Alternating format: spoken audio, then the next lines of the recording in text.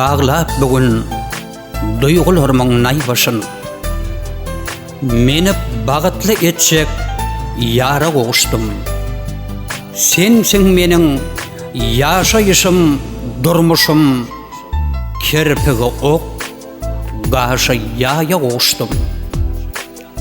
Hak eşitdi, giýje günni dilegim, ödümde bedenim, senne yüregim. Bu jahanna gereklänim, geregim, enşi goşdan geçip ýada gowuşdym. Söýen edidi görüp şirin janymdan, kasmatym kowmasyn seniň ýanyňdan. Yüregiň törünni yürek taryňdan meni benni eden sada gowuşdym.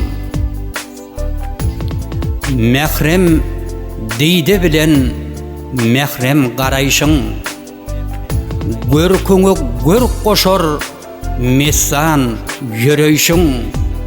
Sen meniň depeme gonun bagyt kuşum, gödellüň sultany uda gowuşdym. Näşeler baksamam görküňden doýman, özgäni islemen, özgäni söýmen. Akval ayırmasın hiç ýeke goýman, bögnüme münasip näde gowuşdym. Aýaly söýgüni saklap täkligin, duýsak bagtymyzyň ýeke täkligin.